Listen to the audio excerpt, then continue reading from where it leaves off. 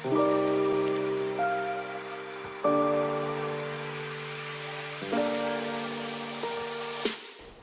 you think you would infuse the winning mentality to a player that you have at that young age? Because we're not talking about winning at all costs at the age of under 12. But how do you think, to your knowledge, what do you think, Farouk, what do you think from a father's point of view, how would you think you would put in or infuse the winning mentality into your kid? Well, there's a saying, what gets measured gets done or gets recognized, right? So sometimes when, in a similar setting in a football, youth football, grassroots, if we have just purely scores, who scored, what's the score, what's the standings, if that's all you recognize, that's all you're going to focus on. But what are the other parameters you can set in as a father, as a parent, to allow the child to grow in other directions?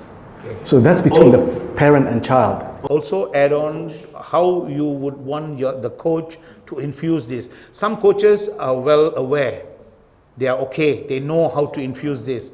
But sometimes you are standing outside and you see coaches celebrating a single player, like you said. It's not a perfect world. So sometimes we have a good coach, we engage the coach. Sometimes the coach is not to our liking, but we cannot relate to the coach. It's the parents' influence. Okay. Yeah.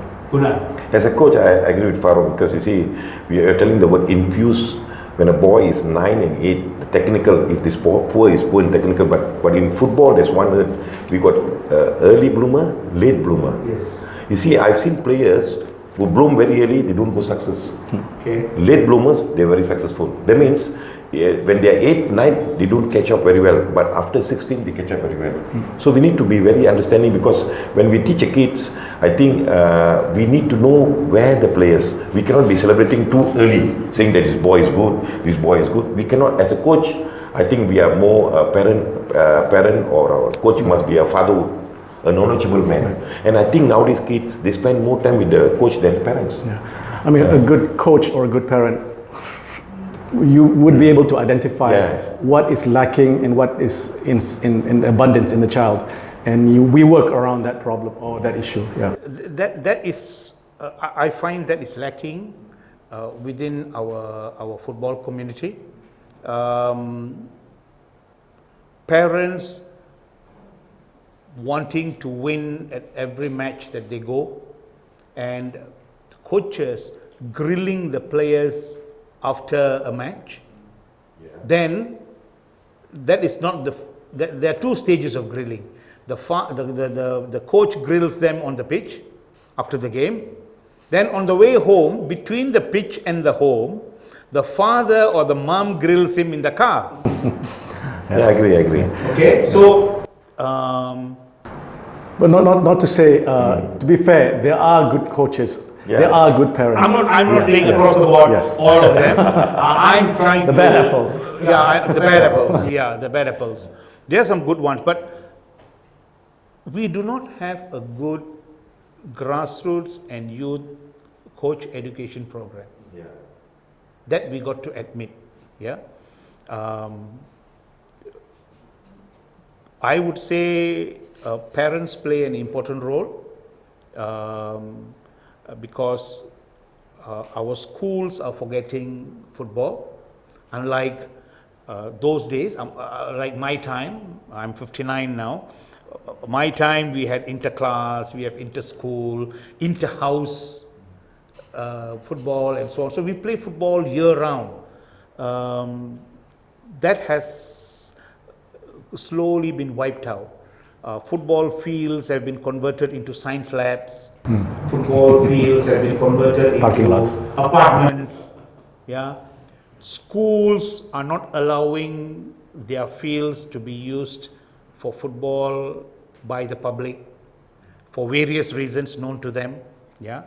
But I feel if there is a school within a community, they should allow the community to use the field.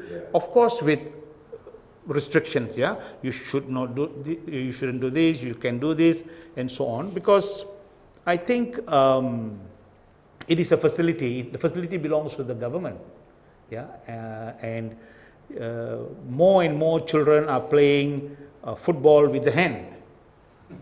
Yeah, now, which is not very good. But coming back to the winning mentality, Guna, 13 years old, 14 years old, do you think if we had a good coaching system in place, technically, tactically, physiologically, if you put everything in proper perspective, winning will eventually come? You don't have to force them to win, because Barcelona's philosophy is, if you put all the mechanics in the right proportion, it's like making char kway teow and putting all the ingredients in the proper proportion, it becomes tasty. Same thing in football. If you have everything right, it produces a good player. Like the Brazilian team, the coach who was here in 2002, Brazil stopped over in Malaysia for their last training session before going off. That is acclimatization to the weather before going to Korea, Japan. When we asked them, they said, our players need not be told what to do. Our players need to be put in the correct positioning, and they know what to do because they have been well trained as young players. What do you think? Okay, I'll tell you my experience working in national sports schools from 2013 to 2015. I was given a chance to coach under 13 boys all over the states. I think from Kelantan, East Coast. I think first of all, the teaching method and the philosophy must be good.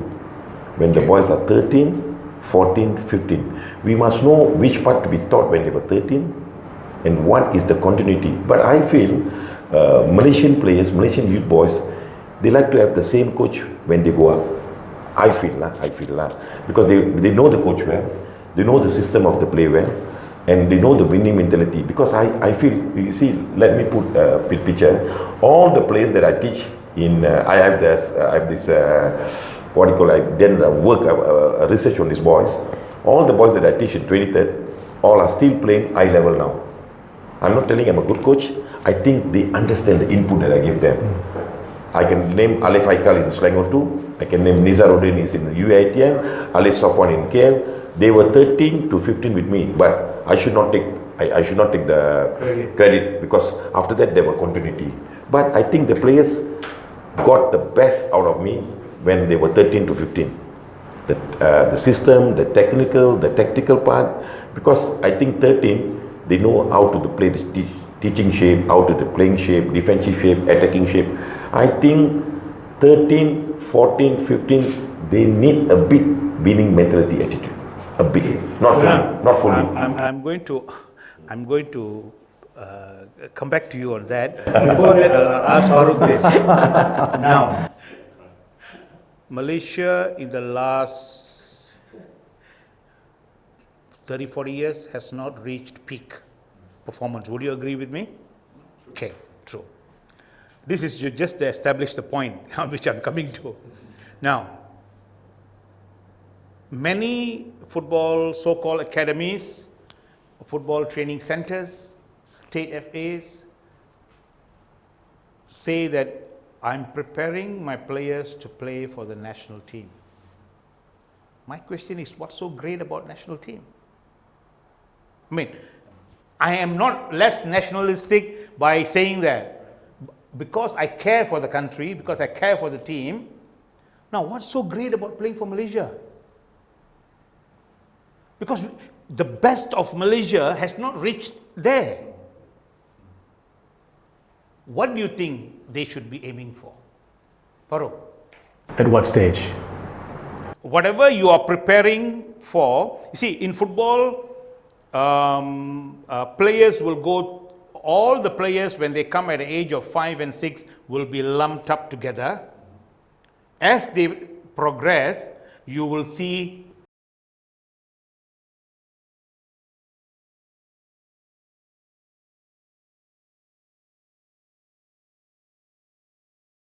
coach, this boy is too much of television in the house. I want him to sweat. Okay? A guy could be big and heavy and so on. The mom wants him to sweat. So she just wants some extracurricular activity on a weekend, Saturday and a Sunday. Fair enough. Another father comes and says, coach, I could see some talent in this boy. He may have a good future in football. Okay? It could be a profession. It could be a career. See what you can do.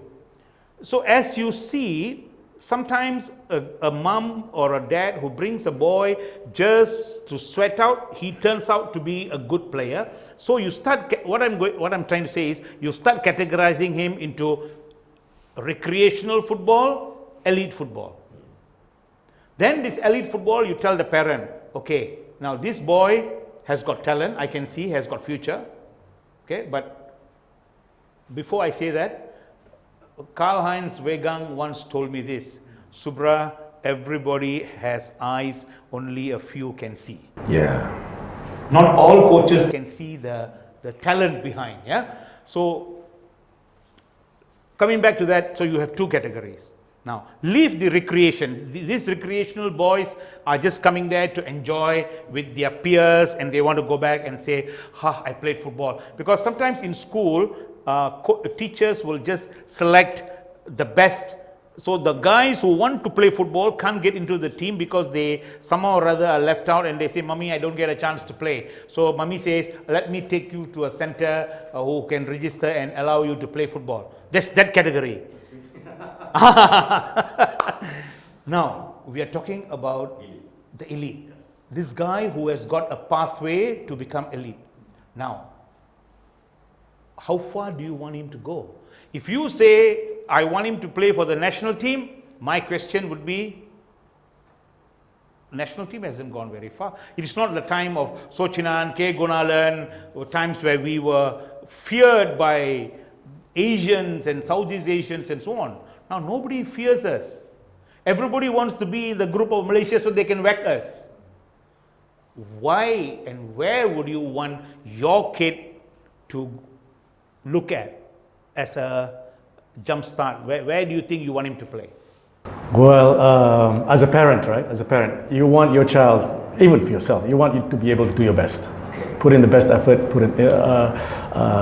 so as a child, if they enjoy football, and this in your situation, let's say they're gifted in football, and they showed skills as a gifted football player. So where do they eye, right? So as a father, I would encourage him to do his best and to continuously improve. Where he ends up is not relevant, but where he should end up is where he deserves to be as a player. If it's a club abroad, so be it. If the national team is the best that he can do, so be it. But I think it's more important for him to encourage the child to be at his best and to always improve. Okay, now let me just come back to that. Fair enough. But what do you think would strengthen the national team? Let's say we are patriotic, okay, nationalistic.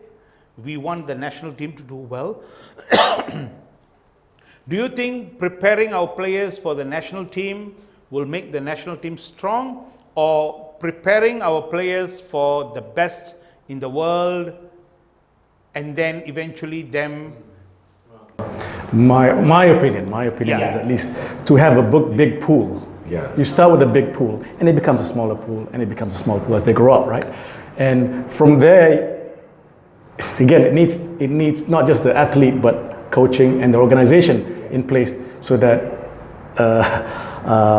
I'm trying to get my train of thought right. So the idea is to have a big enough pool and develop that pool correctly.